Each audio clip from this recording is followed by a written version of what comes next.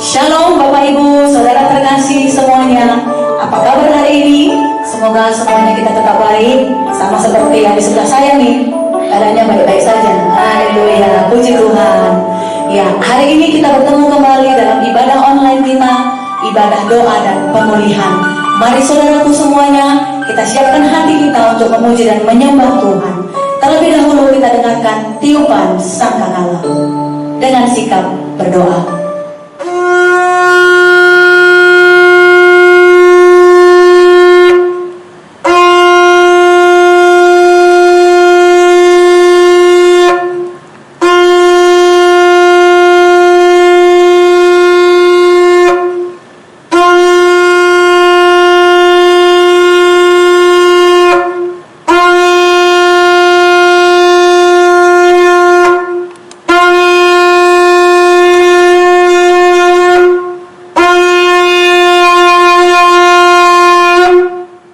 Saudara sekalian, sebelum kita memulai ibadah kita, mari kita bersatu di dalam doa.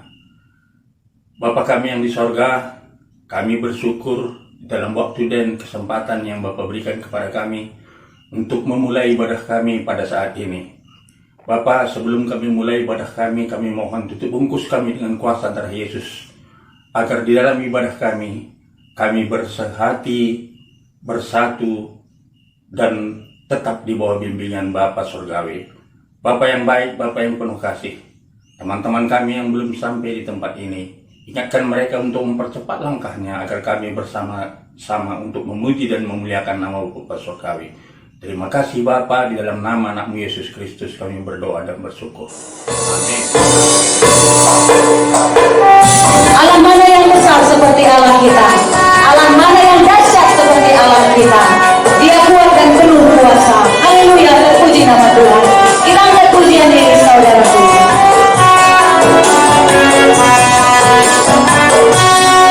Allah mana yang besar seperti Allah kita?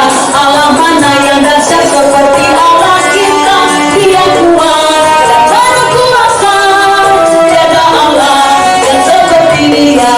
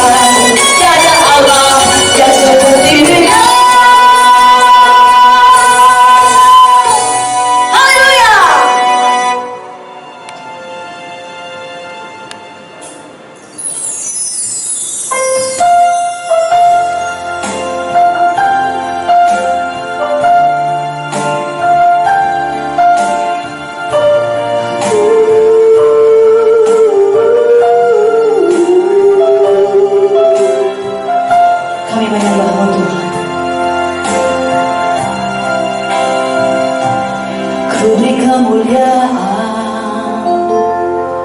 dan hormat.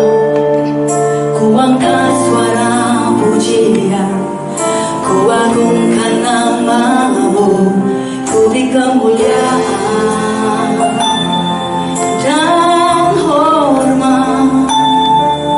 Ku angkat suara pujian, ku agungkan namamu, sebab kau besar, perbuatanmu ajaib, tiada seperti engkau, tiada seperti engkau, sebab kau besar, perbuatanmu ajaib, tiada seperti engkau, tiada seperti engkau.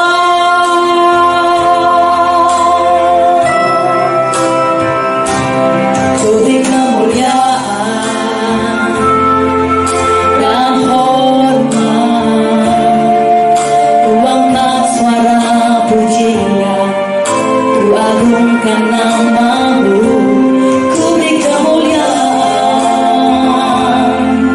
dan hormat.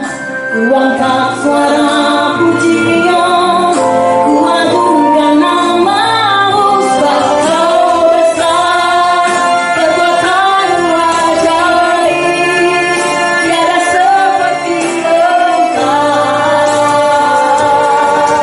tiada seperti engkau, sebab kau besar, perbuatanmu ajaib, tiada seperti engkau, tiada seperti engkau.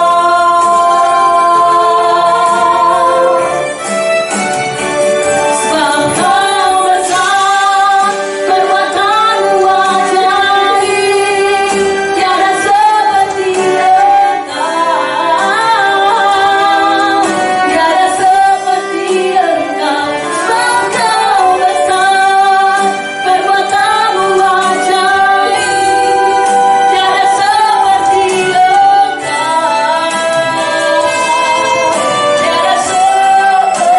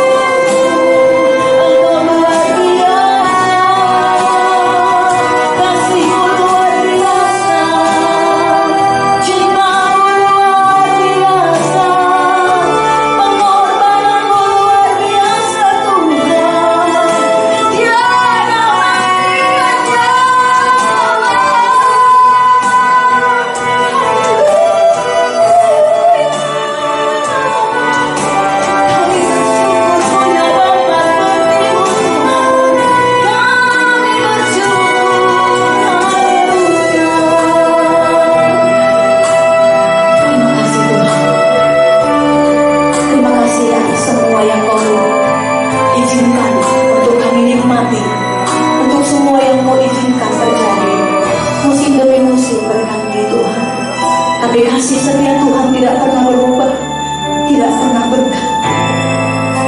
Kau sama bersama dulu sekarang sampai selama-lamanya.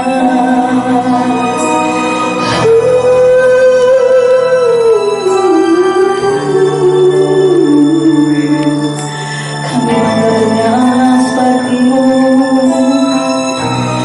ya Tuhan, dengar suara kami memanggil namamu, dengar suara kami memanggilmu Tuhan. Kami merindukan jamahanmu, kami merindukan kasih-Mu Tuhan. Lawat kami Tuhan, dekat dengan cinta kasih-Mu. Kami rindu kehangatan-Mu, ya Tuhan.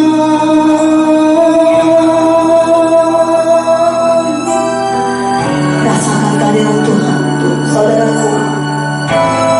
Rasakan kehadirannya, rasakan pelukannya, rasakan hangat cintanya,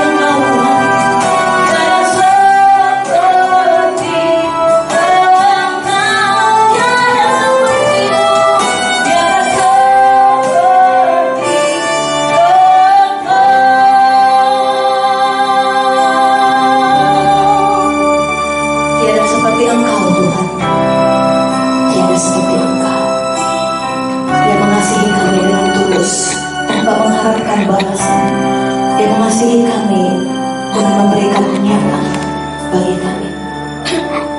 Terima kasih Tuhan, yang kami bisa lakukan saat ini hanya memuji dan menyembah-Mu. Inilah bagian pujian penyembahan kami hari ini Tuhan. Terimalah Bapa menjadi dupa yang harum di hadapan-Mu. Haleluya. Mari semua kita yang sudah memuji dan menyembah Tuhan, bersama dengan saya kita katakan amin. Berdoa syafaat.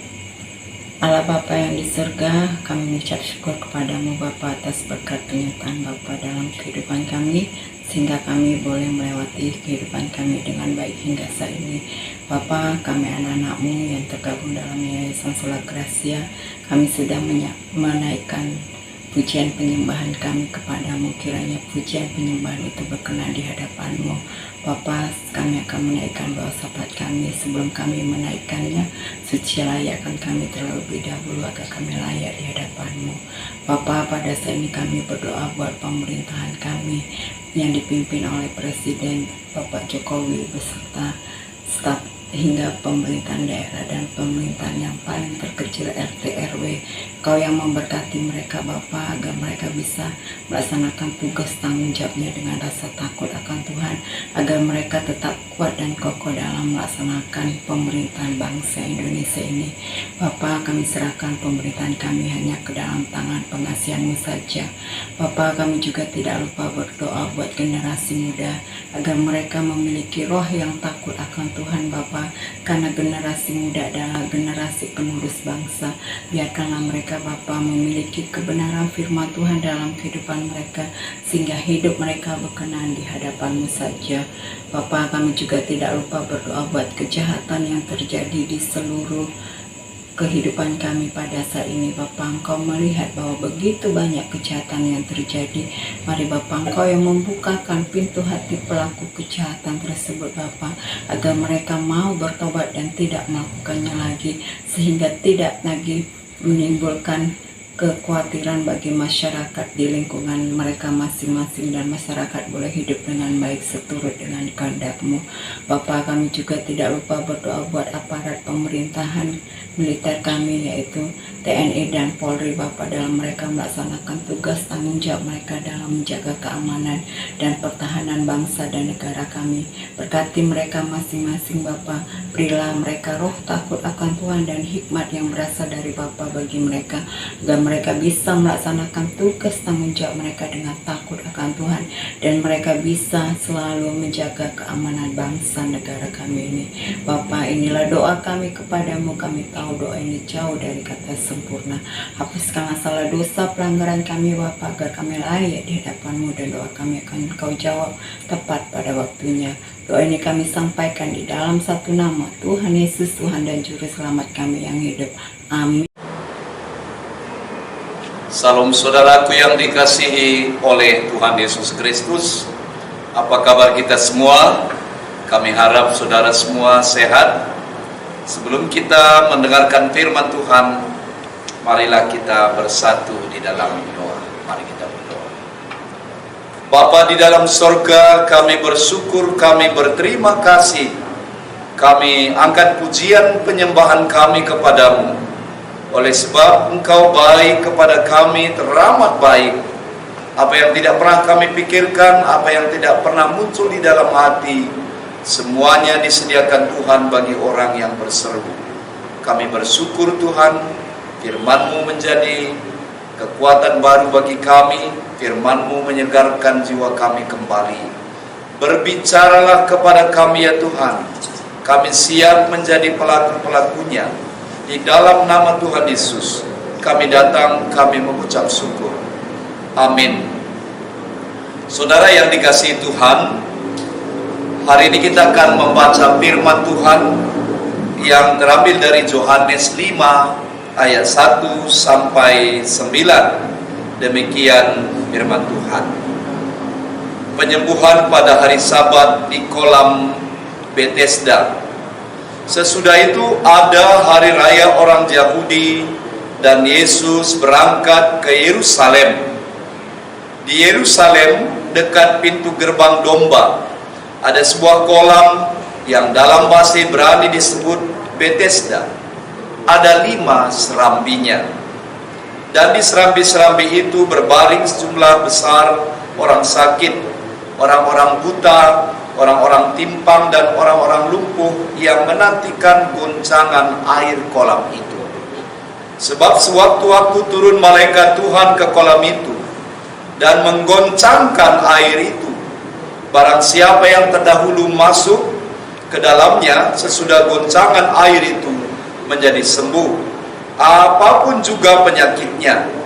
Di situ ada seorang yang sudah 38 tahun lamanya sakit. Ketika Yesus melihat orang itu berbaring di situ, dan karena ia tahu bahwa ia telah lama dalam keadaan itu, berkatalah ia kepadanya, "Maukah engkau sembuh?" Jawab orang sakit itu kepadanya, "Tuhan, tidak ada orang yang menurunkan aku ke dalam kolam itu apabila airnya mulai guncang. Dan sementara aku menuju ke kolam itu, orang lain sudah turun mendahului aku." Kata Yesus kepadanya, "Bangunlah, angkatlah tilammu dan berjalanlah." Dan pada saat itu juga sembuhlah orang itu. Lalu ia mengangkat tilamnya dan berjalan. Tetapi hari itu hari Sabat. Saudara yang dikasihi Tuhan, sebenarnya tidak ada orang yang menyukai sakit berlama-lama. Makanya banyak kali orang berangkat mencari rumah sakit yang terkenal, mendapatkan obat yang mujarab supaya dia sembuh.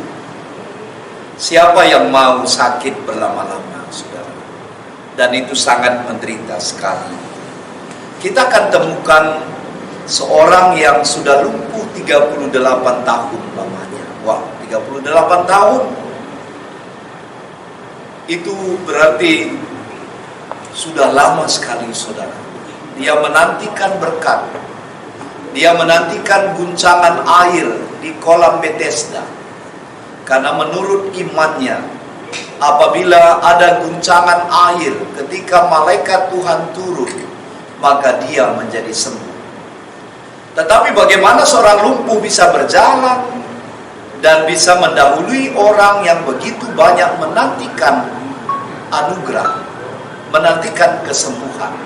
Selalu dia kalah, dan ada orang tertentu yang mendahului dia. Saudara, mari kita perhatikan firman Tuhan ini, bahwa ketika Yesus masuk hadir di daerah kolam Bethesda, di serambi itu ada sejumlah besar orang yang sakit, ada yang lumpuh, ada yang buta, ada yang timpang, dan ada penyakit lain yang menantikan berkat Tuhan. Saudara yang dikasihi Tuhan, ada begitu banyak orang yang rindu berkat Tuhan, ya. Tetapi ada waktu Tuhan yang paling tepat. Ada waktu Allah yang begitu tepat dan tidak terlambat baginya. Kalau kita melihat ayat 5 itu, di situ ada seorang yang sudah 38 tahun lamanya sakit. Ya, saudara yang dikasihi Tuhan, barangkali sejak dia sakit sudah menanti di kolam ini. Karena kolam Bethesda artinya adalah rumah anugerah. Dalam bahasa Ibrani artinya rumah anugerah. Tapi tidak semua dapat anugerah. Termasuk yang sudah 38 tahun ini menanti, dia belum mendapatkan kesembuhan, belum mendapatkan anugerah. Konon kolam itu tempat kafir yang dipersembahkan kepada dewa Esculapius, ya, pada zamannya. Tetapi kali ini bukan disembuhkan oleh dewa itu, tetapi ada malaikat Tuhan yang turun, disembuhkan oleh Tuhan Yesus. Saudara yang dikasihi Tuhan, barangkali dia sudah berpikir, inilah nasib saya. Dia mungkin tidak lagi berubah. Dia sudah sangat-sangat apatis. Apatisme adalah suatu epidemi yang membuat orang miskin tetap saja miskin, orang sakit tetap saja dia sakit, orang lapar tetap lapar. Tetapi kali ini yang lumpuh 38 tahun lamanya, pada saat bertemu dengan Yesus, dia berubah, dia disembuhkan. Dan pertanyaan Yesus kepadanya, mari kita perhatikan ayat 6. Ketika Yesus melihat orang itu, ia berbaring di situ karena ia tahu bahwa ia telah lama dalam keadaan itu, berkatalah ia kepadanya, maukah engkau sembuh? Saudara, tidak banyak pertanyaan Yesus. Dan pertanyaan Yesus ini, maukah engkau sembuh? Inilah sebenarnya yang dinanti-nantikannya. Inilah sebenarnya yang dirindukannya. Dan pada saat itu dia berkata, maukah engkau sembuh? Tapi jawabnya, Tuhan, tidak ada orang yang menurunkan aku ke dalam kolam itu apabila airnya mulai guncang. Dan sementara aku menuju ke kolam itu, orang lain sudah turun mendahului aku. Saudara, kali ini Yesus berkata, tidak perlu lagi kamu turun ke kolam itu. Tetapi sekarang ada di matamu, sekarang ada di dekatmu, bahwa aku dapat menyembuhkan engkau. Lalu dia berkata kepada orang lumpuh itu, ayat 8, bangunlah, angkatlah tilammu dan berjalanlah. Ada 3 kata yang perlu kita perhatikan. Bangunlah, saudara. Nah, ini dalam sekali maknanya. Bagaimana mungkin orang lumpuh bisa bangun? Tapi firman yang diperkatakan Yesus memiliki kuasa. Yang dikatakan juga bahwa firman itu memiliki power yang kuat. Dia berkata, bangunlah. Nah, saudara, dia bangun. Lalu dia katakan, angkatlah tilammu. Selama ini dia tergeletak di atas tilam. Dan sekarang angkatlah tilammu. Itu tidak perlu lagi kamu angkat itu. Dan sekarang berjalanlah. Nah, ini luar biasa. Dia tidak pasif lagi. Dia tidak apatis lagi. Tetapi pertemuannya dengan Yesus, dia berubah, saudara. Ada kekuatan baru, ada semangat baru, dia mendapat kesembuhan ya, yang luar biasa. Dan pada saat itu juga sembuhlah orang itu, lalu ia mengangkat tilamnya dan berjalan. Luar biasa, saudara yang dikasihi Tuhan. Dikatakan di dalam 2 Korintus 5 ayat 17, siapa yang ada di dalam Kristus, dia menjadi ciptaan baru. Sesungguhnya yang lama sudah berlalu dan yang baru akan datang. Dia tidak perlu lagi pergi ke kolam. Dia tidak perlu lagi menunggu kapan air kolam Bethesda itu diguncang oleh malaikat.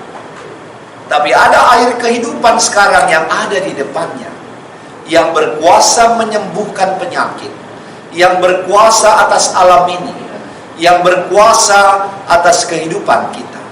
Dan sekarang ada di depannya, saudara. 38 tahun bukan waktu yang singkat. Barangkali setengah dari kehidupannya, bahkan lebih, saudara. Bila umurnya nanti 80 tahun, hampir setengah dari kehidupannya sudah direnggut oleh penyakit. Dia lumpuh, dia tergantung dengan orang lain. Saudara yang dikasihi Tuhan, siapa di antara kita sekarang sudah apatis, barangkali tidak mau lagi berobat, barangkali sudah sangat-sangat kalut, panik, bahkan tidak mau lagi berdoa, tidak mau lagi datang kepada Tuhan. Barangkali sudah lama berdoa, tapi belum juga disembuhkan. Saudara, jangan lumpuh iman. Jangan lumpuh pengharapanmu kepada Tuhan. Mulai datangi Yesus, berseru kepada Yesus. Mulai datang kepadanya, dengarkan apa yang dikatakan Tuhan Yesus. Maka kita menjadi sembuh, kita menjadi kuat, saudara. Ketika kita mendengarkan, kita mendekat kepada Tuhan, kita mendapat pertolongan baru. Pertemuannya dengan Yesus, dia menjadi sembuh, hidupnya berubah, mindsetnya berubah, dia sanggup memikul tilamnya. Pengalamannya bersama Yesus sungguh indah, saudara.